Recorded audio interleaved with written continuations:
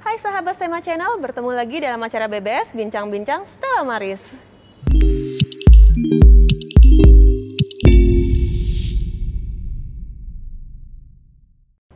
Apa kabar semuanya? Berjumpa lagi dengan saya Ellen Theodora yang akan menjadi host pada edisi BBS pada kali ini.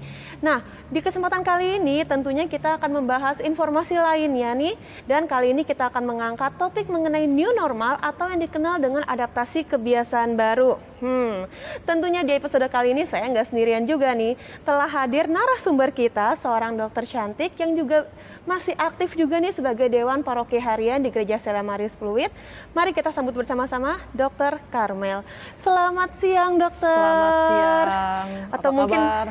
Baik, Dok. Gimana, Dok, kabarnya? Baik. Terima kasih.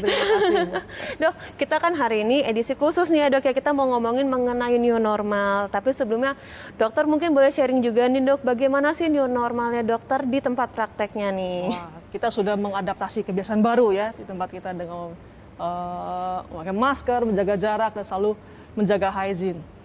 Oke, nah tapi nih ya, Dok, ya, saya juga penasaran nih, Dok. Mungkin kan kalau kita dari tenaga medis sudah mulai masuk ke adaptasi kebiasaan baru. Tapi menurut pandangan Dokter Karmel sendiri, bagaimana sih adaptasi kebiasaan baru di Indonesia saat ini? Sekarang kita sudah harus memulai ya. Sebetulnya sudah jauh hari sebelum kita memulai disebut istilahnya new normal. Tapi kemudian diksi ini dirubah menjadi adaptasi kebiasaan baru karena memang sesuatu yang banyak sekali hal-hal yang baru yang kita harus memulai melakukannya ya. Karena dengan melakukan hal-hal yang baru ini ya, membiasakan diri itu justru bisa menurunkan angka infeksi dari COVID ini gitu. Jadi jangan bukan terbalik nanti kita bilang wah angkanya menurun baru kita adaptasi kebiasaan baru, tidak ya. Jadi kita harus beradaptasi dengan kebiasaan-kebiasaan baru ini sehingga infeksi COVID bisa ditekan. Tapi nih ya, Dok, ya, kalau misalnya menurut pengamatan kita juga nih, Dok, seperti yang kita ketahui angka semakin tambah tinggi nih, Dok. Bahkan yang terbaru tuh kita sudah melampaui negara China yang memang pada pertama kali itu justru ketemu dari China ya, Dok, ya. Apakah menurut dokter ini Indonesia tuh sudah siap memasuki adaptasi kebiasaan baru ini? Harus siap dan harus sudah dijalankan. Mau nggak mau juga ya, Dok, harus ya? dijalankan karena kita harus menekan penularan dari COVID ini. Nah, kalau tadi dokter sudah menjelaskan juga, bertanya juga nih, Dok, bagaimana cara untuk menekan angka ini sendiri sih, Dok? Sekarang tuh udah masuk ke bulan ke-5 bahkan ya, Dok, ya, dari yang pertama kali datang di Indonesia ini. Bagaimana tuh, Dok, langkah-langkahnya? Sesuai istilahnya ya, beradaptasi dengan kebiasaan baru. Jadi ada kebiasaan-kebiasaan yang harus kita terapkan dalam kehidupan sehari-hari. Yang pertama itu adalah memakai masker. Ya. Bapak Ahmad Yuryanto dari jubir pemerintah penanganan COVID sudah mengatakan pemakaian masker itu sangat penting untuk mencegah penularan. Ya. Karena apa? Karena kita tahu penularan COVID itu berasal dari droplet yang masuk melalui hidung dan mulut. Sehingga memakai masker itu bisa mencegah penularan. Ada suatu penelitian kalau tidak tanpa masker di suatu ruangan tertutup, droplet itu bisa berjalan atau bergerak sejauh 3,7 meter. Anda bisa bayangkan, ya, 3,7 meter.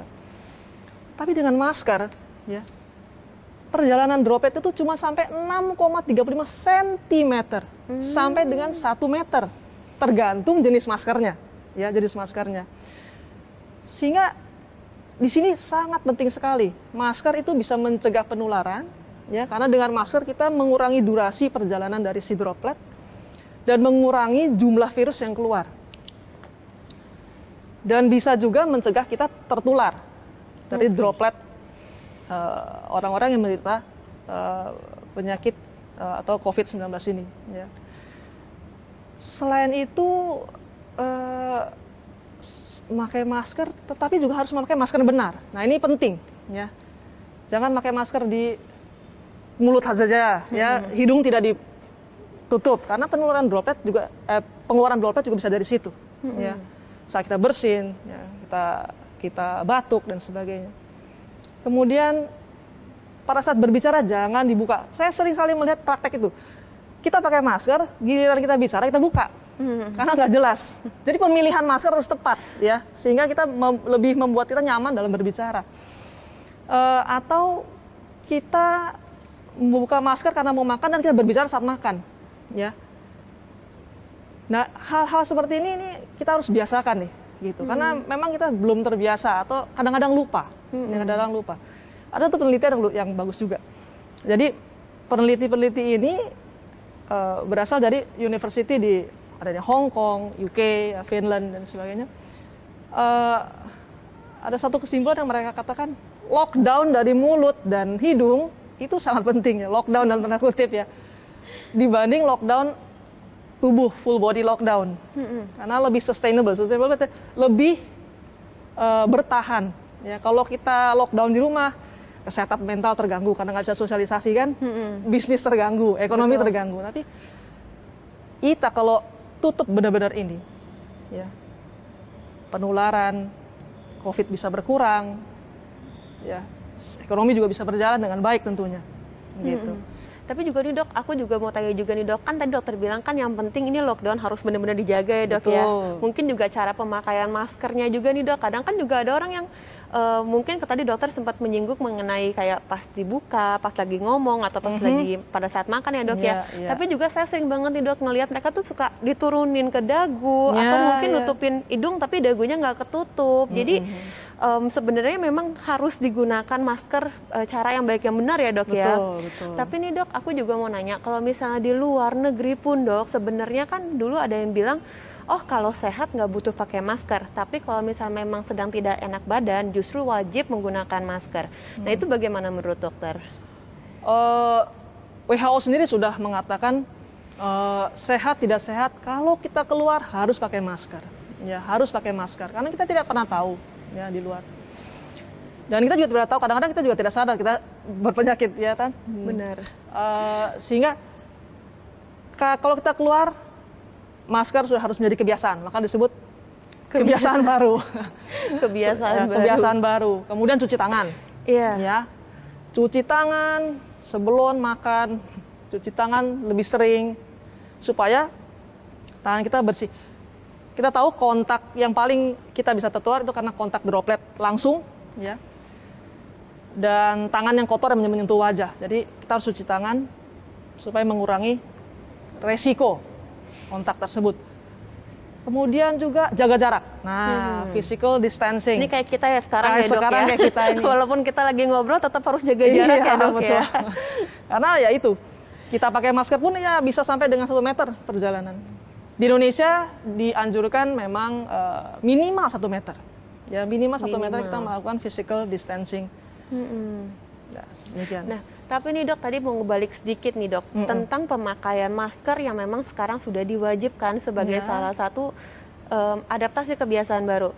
Cuma dok, mungkin masih banyak nih dok, para penonton juga dok yang masih bertanya-tanya, bagaimana sih cara memilih maskernya dok? Karena kan juga kita tahu nih ya dok ya, ada beberapa jenis masker.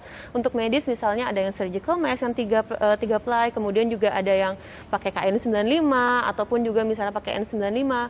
Bahkan dulu katanya boleh pakai masker kain, masker scuba, itu gimana sih dok pemilihannya dok? Ya. Kalau kita melihat masker yang disebut N95 atau KN95, itu ada tulisan 95 itu sebetulnya adalah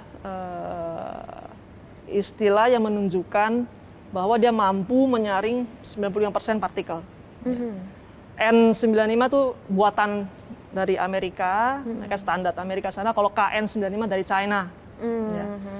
Tapi tetap mereka mempunyai kemampuan menyaring sampai dengan 95%. Masker ini sebetulnya memang pilihan yang bagus, ya. Hanya saja harganya sangat-sangat mahal. Dan ini diperuntukkan biasanya untuk di kalangan medis, ya, di rumah sakit dan sebagainya, yang memang kontak erat sekali dengan pasien-pasien yang berpenyakit COVID, yang menderita COVID. Nah, kemudian pemerintah menganjurkan masyarakat memakai masker kain. Tadi saya ada sedikit menyebutkan penelitian mengenai perjalanan droplet itu yang bisa sampai berkurang kalau saya pakai masker. Dan mereka percobaan memakai 2 lapis kain katun sebagai masker. Dan itu justru mampu menahan laju droplet hingga cuma 6,35 cm. Ya, jadi ternyata masker kain juga cukup baik, ya cukup baik. Tinggal tergantung bahannya. Yang mereka tes itu adalah bahan katun. Oke. Ya. Kemudian mereka tes lagi bahan kaos, misalnya kaos biasa lah, kaos rumah ya. Kaos rumah dipakai 1 lembar gitu, itu lebih dari 20 cm. Dia hampir kalau nggak salah tidak lebih 1 meter, tapi hampir mencapai 1 meter. Ya, itu 1 lembar. Jadi kita memilih masker itu yang jumlah lapisannya itu lebih dari 1. Ya, untuk masyarakat kita coba milih dari 1. Sekarang banyak kok dijual. Saya lihat lalu mereka bilang ada 3 lapis gitu ya, 2 lapis. Kalau mau bikin sendiri bisa. Anda bisa bikin 3 lapis kain katun, mengapa tidak? Katanya filtrasinya cukup baik. Ya, filtrasinya cukup baik. Kalau Anda ada pakai masker bedah, itu sudah 3 lapis. Ya, ada 3 lapisan ya, yang luar 3 ply itu ya, Dok. Yes, ya. itu depan untuk menahan air, yang dalam ya untuk tahan air. Ya. Tapi ada isu lain nih, saya sedikit mau singgung. Pembuangan masker tersebut, ya, bulan kapan kemarin? Kita ikut Laudato Si ya, menjaga bumi dan sebagainya. Tapi sekarang ada isu lain karena pandemi COVID ini. Masker bedah atau masker apapun yang susah terdegradasi itu dibuang begitu saja di laut, di sungai. Jadi pembuangan masker ini sembarangan. Dan ini mencemari dari lingkungan. Nah, ini isu lain yang ditimbulkan oleh efek pandemi COVID ini. Karena semua orang pakai masker, beli masker, mau masker N95, KN95, masker bedah biasa. Tapi mereka lupa cara membuangnya itu harus benar. Dibuang tempat sampah yang benar, jangan dibuang di sungai, nanti mengalir ke laut. Ya, ada di laut nanti yang makan siapa? Iya, toh, begitu. Jadi ini isu yang berbeda. Nah, ya, oke, kita balik lagi ke Iya sih, Dok. Maksudnya kadang memang kita pikir cuma makainya doang, tapi kita kadang lupa ya, Dok, ya, mengenai itu ya, kayak buangnya harus bagaimana. Kemudian juga pernah sempat ada isu kan, Dok, katanya maskernya tuh malah didaur ulang, bahkan ada yang ngejual lagi gitu. Pernah dengar gak sih, Dok, kayak? Iya, saya juga pernah dengar itu. Hal yang tak terpuji ya, tentunya. Karena dia hanya memikirkan keuntungan semata, gitu. Umat STEMA jangan ikut-ikut lah. Tapi ini, Dok, memang juga menarik sekali ya, Dok, ya, karena memang kita tahu mungkin pada saat awal-awal si COVID ini udah masuk ke Indonesia, kita tahu banget, terutama kita sebagai tenaga medis ya, Dok, ya, harga masker tuh melambung sangat amat tinggi. Betul. Terus juga jadinya jumlahnya pun tuh sangat amat terbatas ya, Dok, ya, untuk tenaga medis. Teman-teman tuh banyak banget yang masker yang harusnya sekali pakai buang, harus dipakai bahkan sampai berhari-hari dan malah membahayakan diri sendiri sebenarnya, Dok. Nah, tapi, Dok, sebenarnya tuh ada batasannya nggak sih, Dok? Kayak berapa jam sekali mungkin harus diganti si masker itu supaya kita pun tetap dalam keadaan sehat gitu? Dalam keadaan normal, anjurannya masker bedah, kalau masker bedah, ngomong masker bedah, itu sekitar 4 jam. 4 jam. Kalau masker seperti N95 ini, atau KN95 itu 8 jam. Kemudian karena pandemi COVID ini, kemudian dan shortage dari atau kekurangan dari masker, akhirnya didaur ulang dengan cara disteril. Pakai sinar ultraviolet lah, ya kan. Saya pernah nonton dari Taiwan, steril dengan rice cooker lah, gitu. Tidak cuma di sini, di luar negeri pun, di Amerika pun mereka melakukan demikian karena mereka kekurangan, ya, tenaga medisnya kekurangan masker. Jadi ini mau nggak mau ya, Dok, ya. Sehingga timbullah perkembangan, mereka mulai meriset.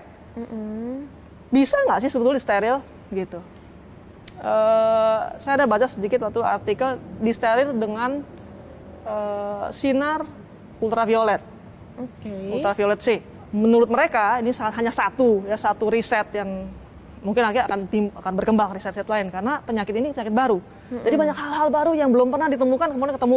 Jadi ilmuwan masih terkaget-kaget, terkejut-kejut lah dengan perkembangan yang ada. Kita steril ya masih bisa hanya berkurang 2% kemampuan menyaring begitu. Jadi masih memungkinkan dipakai ulang gitu. Demi faktor ekonomi. Tapi balik lagi tadi kalau masyarakat agak sulit mendapatkan untuk masker kain, kalau basah kotor ya cuci. Ya. Yang penting cara pakai masker juga benar. Jangan tangan kotor-kotor pakai. Cuci tangan dulu. Baru Anda buka maskernya atau Anda pakai. Itu pun bukanya juga dari samping ya dok, yang Dari nggak boleh samping, ngambil dari betul, tengah ya dok ya. ya. Selama pakai jangan pegang-pegang maskernya. Tengah-tengah begini pegang begitu. Karena kita anggap sini yang kotor. Jangan turunin ke bawah gitu ya maskernya. Soalnya kan kadang ngap ya dok ya pakai masker Ya, kelamaan kan. nah itu dok. pentingnya memilih masker yang tepat. Walaupun dia kain, tapi kita ada kain-kain tertentu ya yang enak dipakai. Kain katun gitu itu enak sebetulnya dipakai. Masih oke lah, masih nyaman, cukup nyaman. Jangan beli masker yang panas, bahannya ya kayaknya keren tapi panas gitu. Akhirnya kita buka, mau Iya. napas buka, Benar. mau ngomong benar. buka. Benar. Ya ini harus diperhatikan supaya nempel terus, supaya di lockdown ini. Tidak boleh keluar-keluar Di-lockdown ini. ya, dok, ya. Ya, seperti itu. Iya benar banget sih dok. Apalagi kalau bisa kita kelamaan pakai masker pun malah nanti yang ada kalau nggak nyaman dengan kulit juga ngaruhnya ke kulit ya dok ya. Ya, Bisa jadi jerawatan dan juga betul. beruntusan dan yang lain-lain ya dok Betul, ya. ya. Nah tapi nih dok juga suka ada dikatakan juga dok mungkin sebaiknya bisa ditambahkan juga sekarang lagi ngetren dok pakai face shield dok.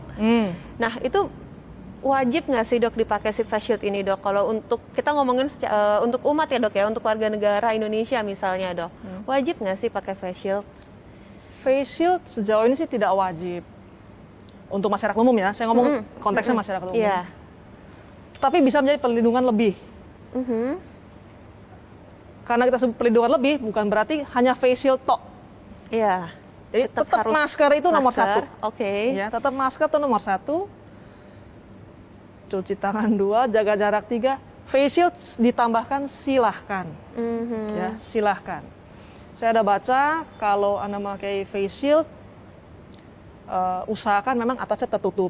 Kalau Anda lihat di dokter lah, ya dokter yang menangani betul pasien, dia harus tertutup dari atas. Sekarang memang banyak juga yang trendy pakai seperti kacamata ya face shield, tapi terbuka atas begitu ya. Sebetulnya lebih baik tertutup. Dan dia punya tutup depan Kacanya. itu, ya, mikanya itu kalau bisa emang sampai dekat kuping, gitu. Kalau pakai cuman face shield toh kayak kita pakai payung lah kalau hujan, cuma atas doang yang kena, tapi kan kiri kanan kita nggak terlindungi. Ya. Jadi benar dok. face shield boleh saja, tapi bukan yang utama. Oke. Menambahkan silahkan, ya karena kita tahu penyebaran atau penularan COVID bisa melewat mata ya, betul ya. Kadang-kadang kita pakai ada yang pakai kacamata, ya kan ada yang pakai kalau di rumah sakit pakai goggle begitu. Iya betul dok. Pakai face shield boleh, tapi ya itu yang benar gitu. Jadi sekali lagi tetap kuncinya adalah harus menggunakan secara tepat ya dok. Betul. Ya. Dari pemilihan APD pelindung dirinya sendiri dan juga cara pemakaiannya ya dok ya. Nah dok, tapi dok selain tambahan-tambahan tersebut dok, harus pakai masker, harus pakai face shield, tentunya kita juga harus membangun sebuah pertahanan dari dalam tubuh sendiri nih dok. Ya, betul. Kan penting sekali juga menjaga selain perilaku hidup bersih juga harus hidup sehat dok. Betul. Benar nggak dok? Nah itu kalau misalnya dengan cara makanan atau ada yang sekarang dok vitamin gitu loh dok, itu wajib juga nggak sih dok dalam keadaan seperti ini? Vitamin itu kategori suplemen, namanya aja suplemen, ya, bukan replacement. Ya, suplemen berarti menambahkan, menyempurnakan. Yang paling penting adalah apa yang kita makan dulu nih. Yang kita makan harus lengkap, pagi, siang, sore, selingan itu harus ada. Termasuk di dalamnya ada sumber-sumber protein dari hewan, daging lah, ayam, ikan, ya, telur, ya toh, sayur-sayuran dan buah-buahan. Itu semua memberikan kita asupan vitamin C, vitamin E, B kompleks, vitamin A, ya, yang dibutuhkan untuk imun sistem kita. Kalau kita mau makan vitamin, boleh-boleh saja. Ya, boleh-boleh sebagai saja. tambahan Sebagai gitu tambahan ya, dan dok, ya? tidak mega dosis, artinya dosisnya berlebihan atau tinggi. Anggapnya dengan tinggi makin sehat, tidak. Seperti vitamin C misalnya. Ada keterbatasan kita menyerap vitamin C kok. Ya kan? Maksimal mungkin 500 miligram sekali makan ya, sekali makan. Jadi saya mau makan 1000 sekali makan, ya terserahnya cuma segitu, sisanya dibuang oleh badan. Kalau mau memang Anda makannya kasih jeda, seperkali 500, nanti berikutnya makan lagi 500 misalnya, gitu. Vitamin E, vitamin E itu saya sering baca tuh ya di WA banyak makan vitamin A, vitamin C, vitamin E ya. Kebutuhan vitamin E paling cuma 22,5 IU. International unit, 15 mg. Orang udah makan mungkin bisa 400-800. itu nggak perlu. Ya mungkin 100 ya cukup gitu. Yang penting asupannya. Vitamin E dari mana? Dari minyak sayur yang kita pakai ada. Kacang-kacangan ada. Kacang hijau ada, ya kan? Jadi yang penting asupan kita dulu. Mau meningkat imun sistem, asupan kita harus benar. Tidur cukup. Suplemen melengkapi. Itu. Oke, balik lagi sebenarnya perilaku hidup bersih dan sehat dari makanan yang kita konsumsi setiap hari diseimbangi juga dengan istirahat yang cukup ya dok ya, dan juga mungkin olahraga ya dok ya. Itu juga penting ya dok ya. Nah tapi ini dok, apa dalam adaptasi kebiasaan baru ini ada hal-hal yang harus dihindari nggak sih dok? Selain tadi kan dokter sempat menyinggung mengenai social physical distancing. Padahal kita tahu sekarang bahkan di Jakarta tuh udah banyak banget tempat-tempat yang kemarin sempat ditutup, sekarang sudah mulai dibukain lagi tuh. Gimana dok? Jadi nggak boleh atau gimana dok? Kalau nggak boleh, saya nggak bisa ngelarang. Iya kan, mikirnya kan, tapi aku udah pakai masker dok, saya juga pakai face shield, bahkan udah double, udah makan bener, pokoknya istirahat cukup. Aku mau jalan-jalan ke mall gitu. Gimana tuh dok? Pemerintah sih sudah memberikan acuan-acuan ya untuk mall buka, jumlah pengunjung di dalam, karena mengacu pada physical distancing. Ya. Restoran bagaimana, mereka cuma boleh 50%, kantor juga demikian. Saya punya pasien itu ke kantor masih mengkombinasikan antara ke kantor dengan WFH. Karena kantor dia tidak bisa full menerima pegawai 100%. Karena ruangannya harus disesuaikan untuk jumlah pegawai. Jadi mereka tetap mengkombinasikan itu. Antara masuk kerja benar-benar secara fisik dengan WFH untuk memenuhi kriteria yang dari pemerintah, acuan dari pemerintah only 50% gitu, hanya 50% nih gitu. Terus jendela dibuka gitu kan supaya sirkulasinya bagus. Dan protokol-protokol kesehatan lain ya. Jadi ya kebiasaan-kebiasaan baru itu diterapkan di semua sendi kehidupan. Dan disesuaikan gitu. Namanya kebiasaan baru ya, disesuaikan sehingga penularan COVID itu tetap bisa kita tahan gitu. Jadi mungkin kalau boleh saya rangkumkan juga dok, jadi mungkin bisa kita lihat ya dok ya, mana yang sebenarnya wajib dilakukan, seperti kayak bekerja kan mungkin 50% mau tidak mau kita harus datang ke tempat kerja misalnya, tapi sebagai leisure yang kayak cuma mungkin untuk sekedar jalan-jalan karena lelah di rumah, itu mungkin bisa dipertimbangkan 2 kali gitu ya dok ya, karena mungkin kitanya sehat tapi kan kita nggak tahu kita ketemu siapa di jalan, ataupun kita misalnya pulang ke rumah orang tua mungkin kurang fit ataupun tidak sesehat kita yang mungkin kayak misalnya saya kan masih muda gitu ya dok ya, kayak kita nggak tahu kan nanti dampaknya tuh mungkin ke orang tua ataupun ke tetangga yang ada di rumah ya dok ya. Jadi balik lagi mungkin nggak hanya untuk menjaga kesehatan kita tapi juga orang-orang di sekitar kita ya dok ya. Nah dok, tapi kemarin tuh juga sempat saya baca berita dok bahwa sebenarnya ternyata COVID ini tidak hanya dapat tersebar melalui droplet tapi juga airborne dok. Nah itu gimana dok menurut dokter? Bedanya apa sih dok? Mungkin bisa dibantu dijelaskan juga sedikit. Droplet itu kan tetesan, ya, tetesan air liur yang besarannya di atas 5 mikron, ya, di atas 5 mikron. Kemudian dan dia akan jatuh ke tanah. Jadi jarak dia tuh sekitar 1 meter. Dia akan jatuh karena gravitasi, dia akan jatuh. Kemudian pas saat dia mengering, sebelum jatuh dia sudah mengering, dia berubah jadi namanya droplet inti atau disebut aerosol. Itu ukurannya di bawah dari 5 mikron. Nah itu yang bisa bertahan katanya bisa bertahan 1,5 jam. Sehingga maka disebut kemungkinan masih menjadi perdebatan juga. Kemungkinan bisa menjadi airborne disease atau penyakit yang ditularkan melalui udara karena dia masih ada di udara sampai 1,5 jam. Jadi memang karena COVID ini juga yang kita tahu tidak hanya ada di Indonesia, tapi benar-benar ini udah masalah pandemi di dunia ya dok ya. Betul. Dan juga virusnya ini masih baru, jadi benar-benar aku ingat banget juga waktu pertama kali muncul tuh, bahkan dari kolegium tuh ngupdate terus ya dok ya, setiap hari ada aja bagaimana tata laksananya, karena benar-benar serandom itu juga dok ya. Iya, Apalagi sekarang juga dulu mungkin kalau kita tahu dok ada yang namanya ODP, PDP, sekarang berubah lagi klasifikasinya. Iya, Tata laksananya dulu dari yang zamannya katanya pakai obat malaria, sekarang tiba-tiba ada obat steroid juga katanya bisa. Jadi semua itu masih yang katanya masih dalam penelitian ya dok ya. Nah, aku juga mau nanya juga nih dok, kalau misalnya di Jakarta sendiri mungkin dokter juga sudah dengar bahwa lebih dari 50% pasalnya yang di Jakarta itu ternyata pasiennya adalah OTG yang benar-benar tanpa gejala, yang mungkin sehat-sehat aja, dia merasa sehat, jadi dia kayak jalan-jalan bebas dan ternyata dia malah menularkan ke yang lain. Nah, kalau misalnya begini dok, apakah memang sebaiknya kita semua warga negara Indonesia ini, terutama Jakarta misalnya dok ya, karena kita di Jakarta nih dok, kita wajib nggak sih melakukan yang namanya rapid test? Belum lama nih Menkes baru bilang kan, dia tidak menganjurkan ya rapid test sebagai diagnosa, karena memang bukan untuk diagnosa. Rapid test itu hanya mendeteksi antibodi kita terhadap COVID-19 kan begitu. Dan pakar-pakar kesehatan sebetulnya idealnya bukan periksa pakai rapid test, tapi pakai PCR atau swab test. PCR, swab test, betul. Jadi kalau bisa semua diperiksa nih, kalau bisa, ya kan. Tapi kita terbatas oleh dana satu, ya kan, keterbatasan tenaga, alat, ya kan. Jadi di masyarakat ini yang paling terjangkau, nggak usah pakai rujukan gitu ya, tapi itu rapid test gitu. Tidak ada aturan baku sih, ya, tidak ada aturan baku berapa kali harus rapid test dan sebagainya. Tapi kita tahu bahwa COVID-19 ini bukan penyakit yang sekali tertular nggak tertular lagi gitu. Iya. Ya.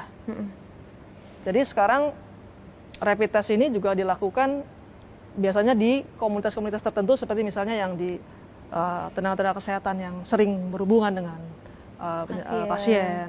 Kemudian di rumah-rumah jompo begitu dilakukan. Itu lebih karena untuk screening.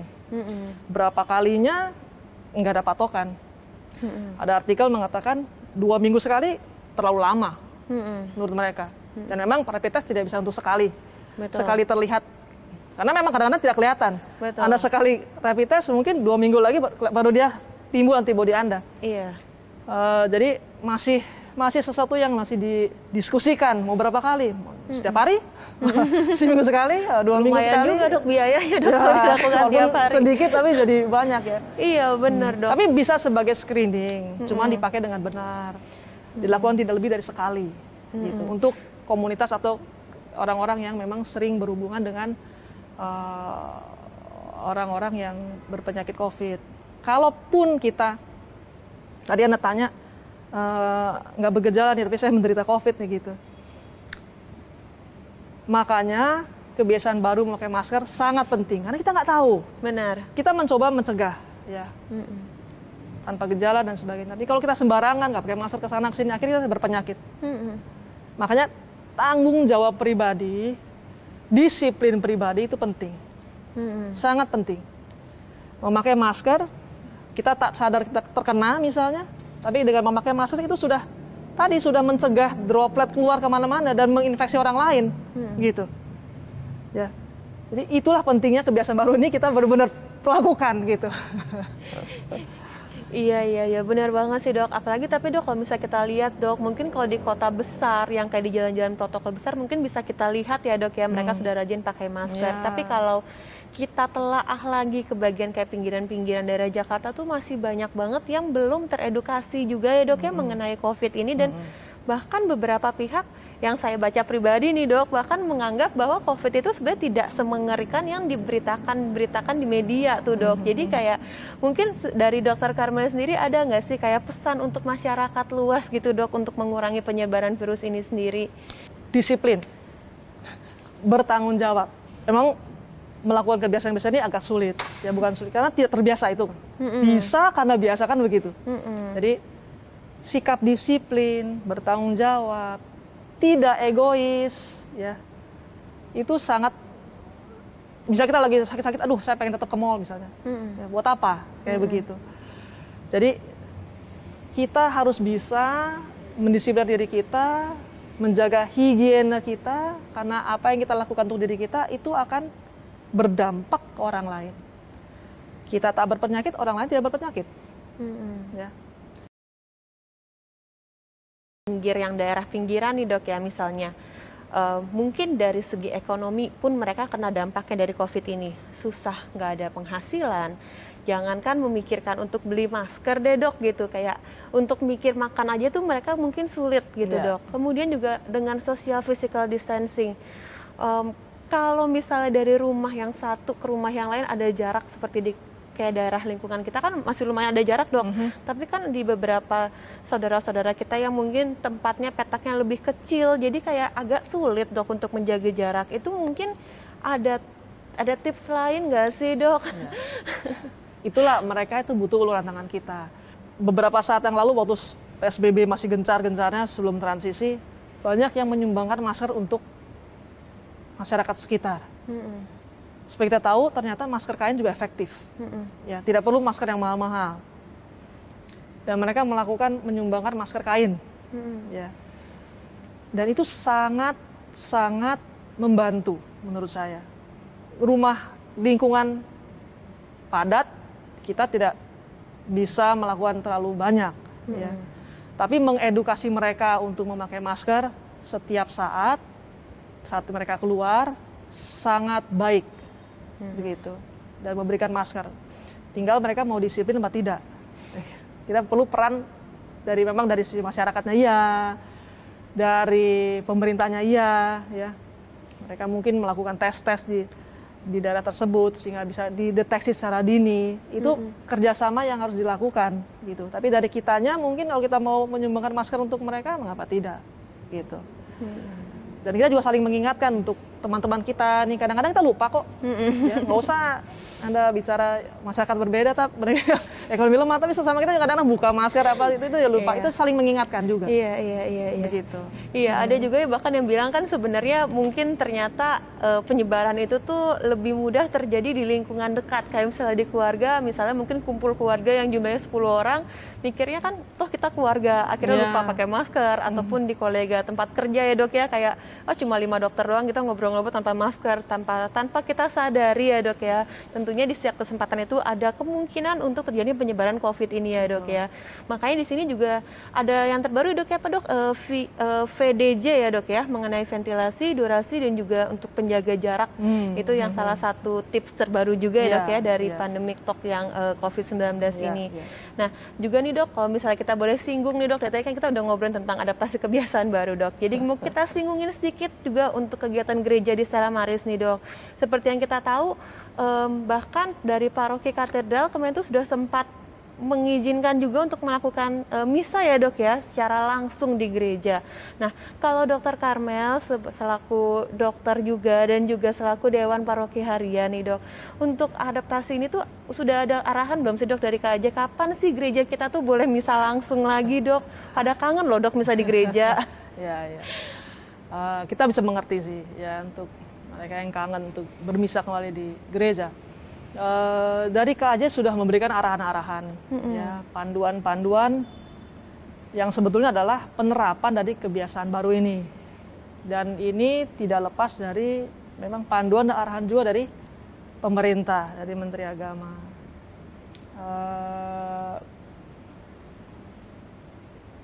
Kita sedang mempersiapkan, semuanya, ya. Karena teknisnya banyak, mulai dari umatnya, mulai dari sarana prasarana, kemudian petugasnya, ya. Ini Anda bisa lihat di sini kan sarana prasarananya harus dijarak begitu.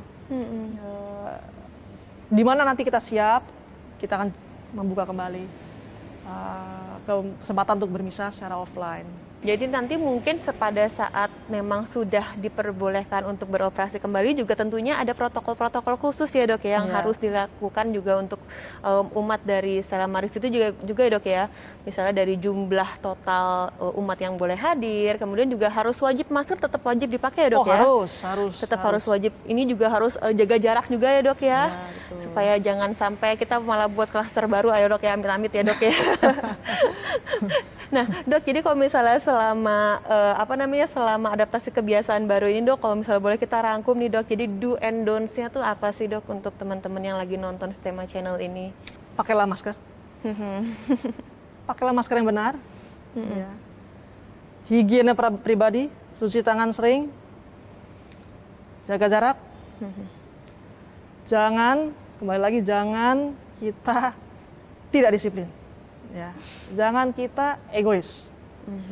Ikuti semua panduan yang pemerintah sudah jalankan karena itu yang menurut saya yang terbaik. Oke, jadi balik lagi sebenarnya dalam masa pandemi ini bukan siapa yang ataupun siapa yang menderita yang lebih beruntung juga ya, Dok ya, karena ini sebenarnya semuanya itu adalah masalah bersama ya, Dok. Betul. Ya, yang tentunya juga berdampak di setiap strata bahkan ya, Dok ya.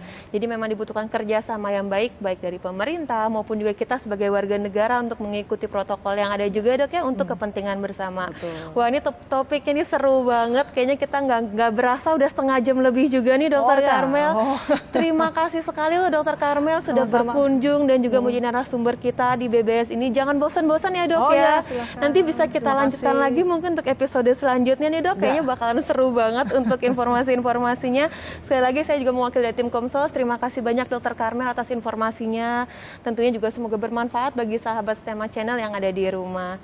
Terima kasih, Dok. Terima kasih sama-sama. Oke, nah untuk teman-teman Stema Channel yang lain yang ada di rumah, jangan lupa juga nih untuk di-like videonya dan juga di-subscribe untuk YouTube-nya Stema Channel dan juga nyalakan notifikasinya karena saya yakin banget kalian nggak akan pengen kelewatan informasi-informasi lainnya tentunya di episode-episode selanjutnya. Nah, akhir kata saya Ellen Theodora izin undur diri dari episode kali ini dan juga kita mudah-mudahan bisa bertemu lagi di episode selanjutnya. Thank you.